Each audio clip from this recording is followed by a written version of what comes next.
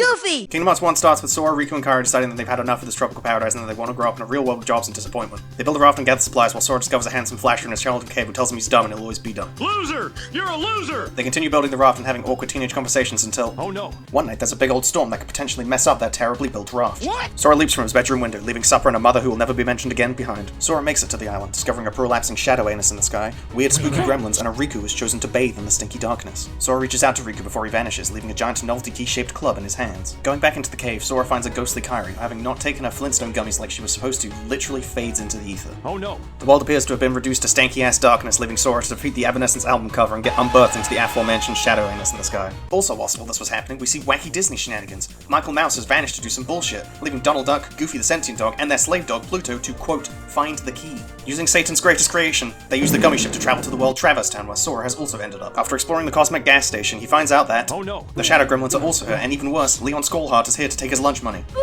Leon, Yuffie, and the one that dies tell Jerry, George, and Kramer about the Heartless before action happens and the trio finally meet. After convincing Sora to pay for their gas money, the gang decides to travel across the galaxy searching for Riku, Kairi, and Mickey Mouse. Meanwhile, in the Fortress of Evil, Mel 50 Cent and a gang of cronies discuss how they should dispose of this teenager and his sentient animal foster parents. Disney Worlds. Let me tell you about them. Wonderland. The gang tries to break the law, but instead breaks the legs of many bailiffs. Alice gets kidnapped off screen, making the whole world completely pointless. Also, the Keyblade nuts in Adore's mouth. Olympus Coliseum. Sora discovers the mascot of Final Fantasy VII Day, and that satyrs aren't always voiced by Danny DeVito. Also, Sean Astin voices Hercules, which is actually kind of dope. Deep Jungle. Clayton and not Clayton get fucking murdered by local Wildman and his new posse. Also, Sora and Donald fall out at the start of the world, but it doesn't matter in the slightest. There's also Conehead gorillas for some reason. Monkey! It occurred to me when editing this video that I never actually explained what Maleficent is doing in Kingdom Hearts 1, so here's a hastily put together attempt. Her motives have left kind of vague, but basically she's collecting the 7 Princesses of Hearts, which are, coincidentally, mostly Disney princesses, so that she can evil plan evil. This feels like it should be a larger part of the plot, but it feels kind of half-arsed because, spoiler, she's already collected 4 of the 7, meaning that only 3 worlds actually work this into the story. And one of those is Wonderland, so it barely counts. Okay, where was I? Oh, that's right. The gang goes back to Traverse Town. Sora gives Sid a flaming bag of crap, or what's known as a navigation gummy. Oh, fuck. Should I elaborate on the importance of gummies in the plot? No, I don't think I need to, and more importantly, I don't want to. Sora finds Riku and is thrilled to inspect his oral hygiene, but... Oh no. Maleficent is whispering sweet nothings in his ear, and he somehow believes he's been replaced by a fucking duck. Sid upgrades the gummy ship to Windows 10, so now we can waste more time at Disney Worlds. Oh god, how many more of these are there? Oh baby, it's Agrabah! Aladdin continues to be irrelevant, mediocre, and a waste of your items. Jafar decides to move homes, but gets bullied by some hooligans and gets sent to the can for child endangerment. Halloween Town. Tim Burton assaults SDG with new outfits. By the way, it bothers me that only some worlds actually give the trio new outfits. You'd think every new world would change their outfits instead of just a couple, and it just kinda leaves the worlds feeling a little bit half-baked with their designs. Dr. Flipendo decides to play God and create an abomination. The 3 shitters steal said creation, meaning our shitters can finally feel like the big boys on the playground. Oogie Boogie merges with his house to avoid paying rent. Atlantica! The gang makes my frenzy gauge rise up from their eldritch transformations. Ariel is fucking stupid for approximately 40 minutes, and Ursula asks the player to bend over with 2 weirdly hard fights. I'm dead. I'm dead. Great.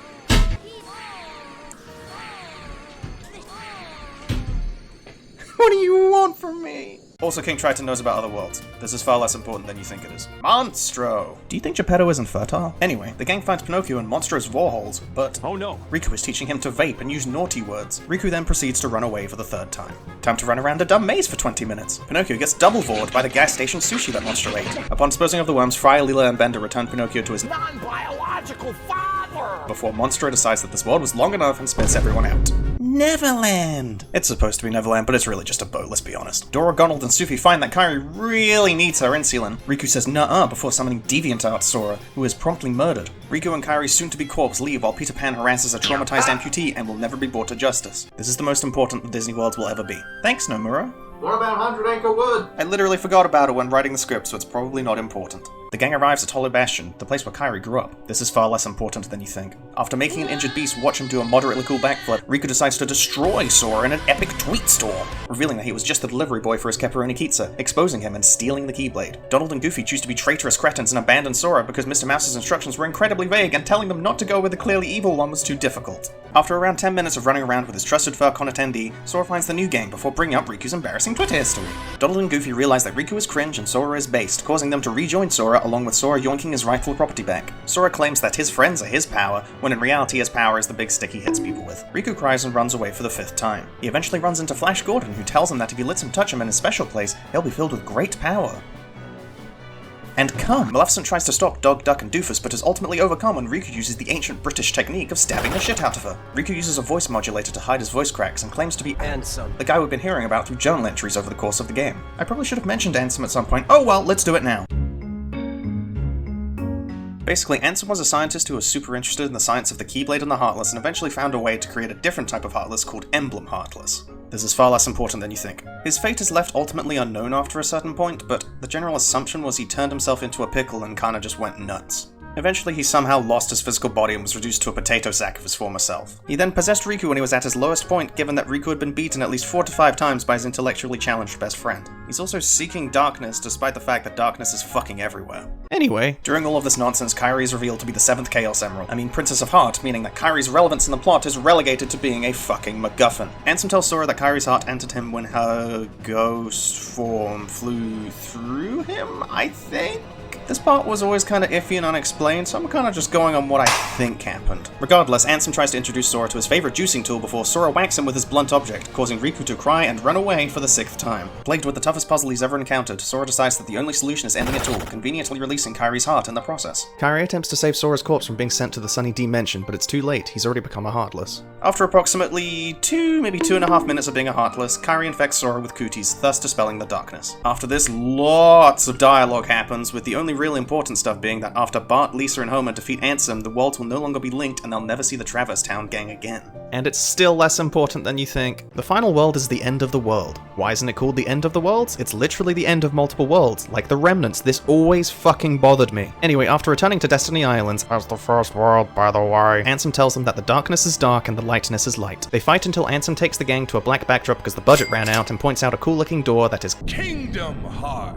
He said it! Ansem turns himself into an airship because air travel is the darkest thing of all. He then kidnaps Sora's pets for approximately 3 to 4 minutes. Oh no. Sora rescues his beloved parents before whacking Ansem on the bonds, somehow transforming him back into regular Billy Zane form. Ansem, Seeker of Darkness, decides to reach out to Kingdom Hearts, claiming that it will fill him with the good darkness juice when in actuality, it's filled with the bad lightness juice, killing him instantly. Joey, Chandler, and Ross run to the door to close it because oh no, the equivalent of hell is on the other side. It seems all hope is lost until what remains of Riku helps them close it from the other side. Also, Mickey Mouse is there for 5 seconds and has exactly 1 line. Let's take a listen, shall we?